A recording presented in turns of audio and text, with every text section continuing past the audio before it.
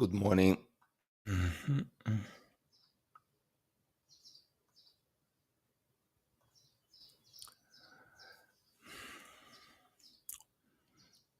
Good morning. Good morning. Uh,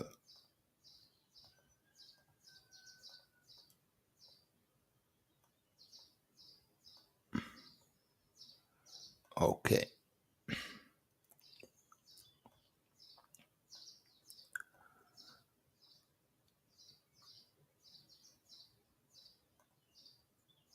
Okay. Let's wait. Oh, good morning. Good morning, people. Today we're going to talk about. Today we're going to talk about um, full immersion in English. Quindi parleremo del full immersion in English e ne parleremo in English. So full immersion in English in English. Mm? Full immersion in English in English. Very good. Um,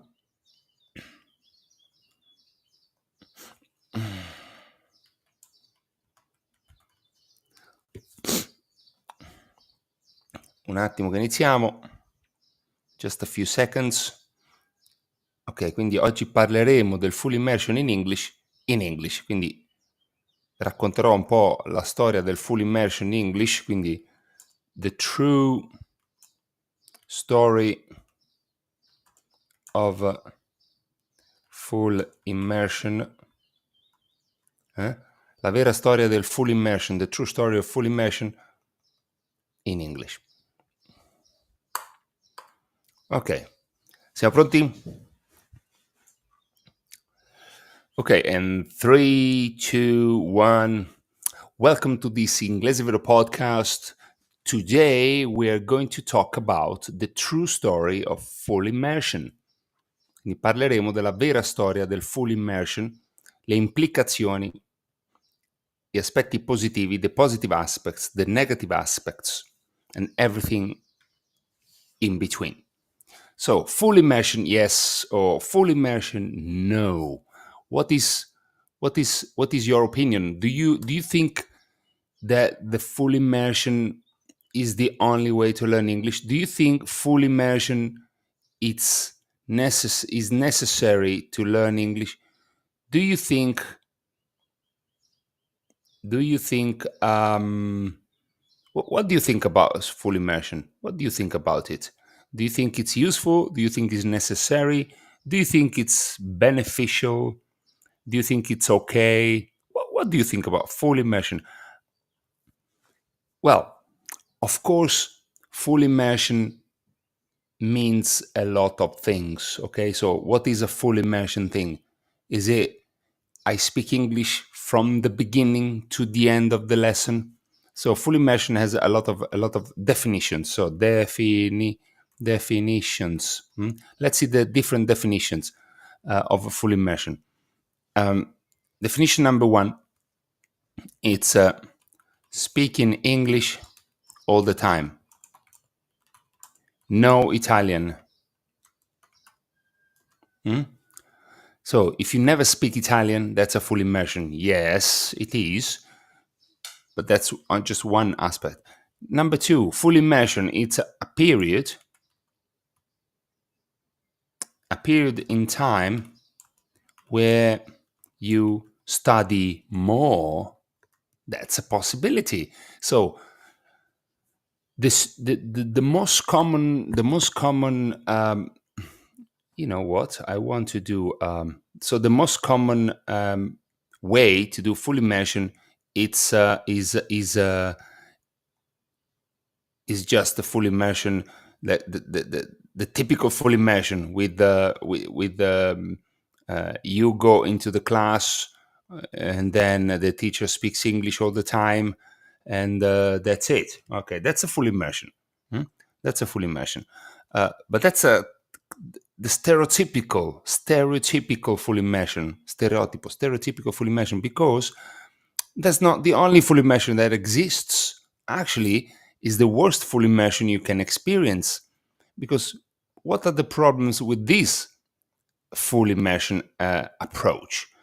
This full immersion approach is not very good for many reasons. And I will show you why this approach is bad. It's bad. It's not only not good, but it's bad for your English.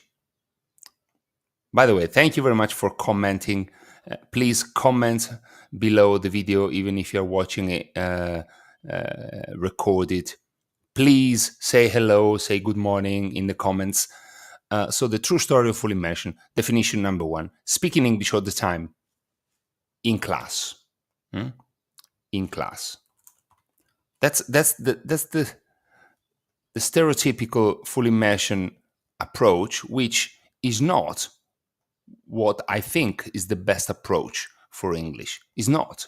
Is definitely not the best methodology, because if we start the lesson in English and if I speak only in English, yeah, that would be good for your listening, that would be good for your immersion, but it will not be good for your learning, because a lot of things that you need to learn, you need to understand, and a lot of methodologies you need to practice must be learned in your language, in Italian, because sometimes, many times, a lot of times, the problem is not the English, but it's the Italian. We saw yesterday during the lesson, during the translation lesson, that the problem is not the translation from Italian into English. The problem is the translation from Italian, from complicated Italian into simplified Italian, which could be translated into English very, very easily. So sometimes speaking English is difficult only because we think in Italian in a very difficult way. So speaking English all the time in class, where I cannot speak to you in Italian and teach you the basics of the mindset, it's a waste of time. It's a terrible thing, actually. That's why I stopped working in the best. Seriously, that's why I stopped working in the best English language schools in Italy. The first one in Rome, the first English language school in Rome is the British Institute in Via delle Quattro Fontane. It's a very good school. It's a beautiful school, but they have the full immersion approach. So I couldn't speak one word in Italian, which is okay. It's like it's it's their idea of how it works. People want that, but I don't like that approach. I prefer the approach where I speak Italian when I need to speak Italian to you, and then speak in English when we don't need. So even with my advanced students, sometimes we speak English for 1 hour of the lesson, 50 minutes, but then there is one moment where you need to speak in Italian because you need to understand deeply, and that's where the full immersion approach fails big time. So number two, instead. So this is the first full immersion approach, the typical full immersion idea that comes to your mind when you think, oh, full immersion. Oh, it's good because the teacher comes and speaks English all the time. It's very effective. It's not effective. It's traumatizing. So traumatizing, it creates a lot of resistance, especially if you are a beginner, and especially if you are not expert in using the mindset techniques that I teach. So also in the international literature, I mean, I'm talking about real international literature, like the books and the material and the research that English teachers around the world, English language teachers around the world study from. I'm talking about the international organizations like Oxford University Press, Cambridge University Press, Trinity College of London. They all agree on using the language of the students during the lesson, especially at the lower levels. So the full immersion is not supported by literature, is not supported by research, is not supported by experience, is not supported by experience for teachers, which they think, oh, is really difficult, and is not supported by teachers, by students, which they told me, oh my God, the full immersion experience was terrible. Please speak Italian to me. Explain to me the exercise in Italian, then we can do it in English. So the second approach,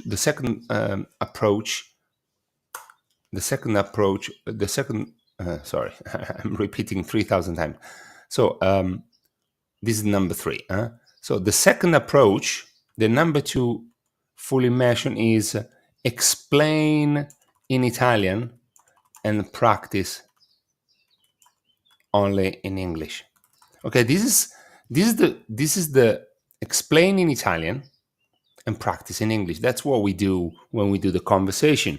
We start the conversation class explaining the framework, explaining the rules, reviewing all the things that you need to remember, the translations, the keywords. So it's like, welcome everybody, let's review the framework. So that's what we do. Of course, now I'm speaking only in English because this is the podcast recording, and the podcast will be, this podcast episode is only in English for your listening practice, but that's a different story. So explain in Italian and practice only in English. That's a second full immersion approach, which is much better, much better. So, for example, that's why sometimes I prefer the English grammar book. English grammar, use the red version, so the elementary version for the elementary students, of course, where the explanation of the grammar is in Italian, the exercises and the practices in English. And there is no problem in that. Why don't we like this approach? Because we think it's wrong, because in the past, English books written in Italian were terrible, guys. They were terrible. They write the translation of everything, and this is not the approach. It's not translate everything, it's explain in Italian and practice in English. It's not translate. Not translate everything. Like possessive s, it's possessive s. In Italian, genitivo sassone. Seriously, what is genitivo sassone in Italian? Doesn't mean anything. It doesn't exist. Why do you translate possessive s, which is easier to understand than genitivo sassone? Possessive s, s possessiva, possessive s. It's easier. So you understand possessive s is the name of the grammar concept, and then I explain in Italian what is a possessive s in Italian. You explain the translation in English, and then you practice only in English. That's easy. It's not difficult. It's not rocket science. But people don't use it anymore, don't like it anymore. Teachers don't propose it because they're traumatized by the English books from the past years, where they translate everything. They still translate sometimes. That's why I use English. I use books. I use textbooks sometimes, but sometimes I tell the students to make corrections, cross out some parts of the books. So books are good, but sometimes they're really bad on like translating everything, which is really not a good thing. But the explanation in Italian, the exercise in English, that would be the best.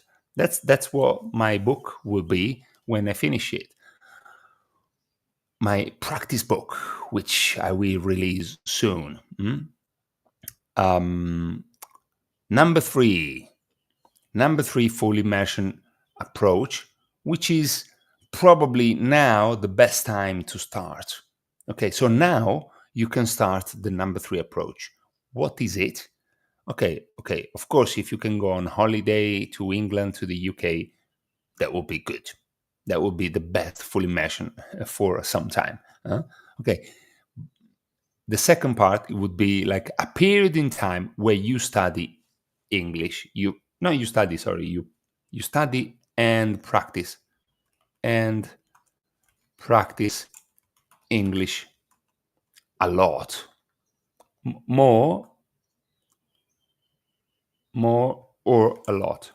Okay, so for example, during the year you have 2 or 3 lessons a week, regular, no problem, no stress, that's okay. Now, July and August, you want to do a full immersion, for example. Okay, you can go to England, you can go to Ireland for 2 months, and then you will do the best full immersion after 1 year of studying and practicing English at home.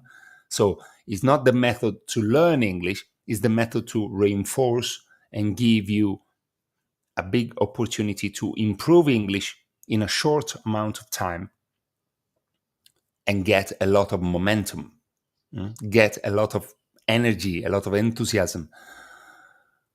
That's if you have the possibility, would be the good thing. The number two good thing, which is possible for everybody, that's the beautiful thing. You don't need money, you don't need the extra time, you don't need to go to England, you don't need the passport to do that. You just need to decide that July and August, you want to do a full immersion of English. What do you mean? You mean that it's only a limited period in time where you do full immersion. You can do also 1 month, like only July, it's okay. You can do 2 weeks, 3 weeks, 1 weekend. You can do whatever you want. It's just a period of time where you study and practice English a lot or more than usual. For example, you study and practice English 2-3 hours a week in total, like listening to a podcast 20 minutes a day, it's 1 hour and a half. Then you do grammar exercises a half an hour, and then you participate, you attend a lesson, a practical lesson, a conversation lesson, and then another lesson. It's total 3 hours a week. Okay, that's a regular time, regular immersion. Long time for 1 year, 2 years, 3 years. That's sustainable. 2 or 3 hours a week. That's the 2, 3, 4 hours a week. That's the good thing, huh? But every once in a while, like for example, 1 month a year, or 1 week here and there, or some weekends, you better plan a full immersion period, and the full immersion period would be between 3 days to 1 week to 1 month to 2 months maximum, and it's a period where you immerse yourself into English. For example, today is my English full immersion day. What do I do? Well, what do I do in my full immersion days? I only listen to the news in English. Morning, lunch, so breakfast, lunch, and dinner. I turn my phone into English. I don't read anything in Italian. I don't watch anything in Italian. I pretend, so I pretend, so it's fake. I pretend to be in the UK, to be in England. So what do? I do everything in English. I study a lot of grammar. Every time I have free time, I practice. I watch a video in English. I buy a magazine. I buy a magazine at the shop.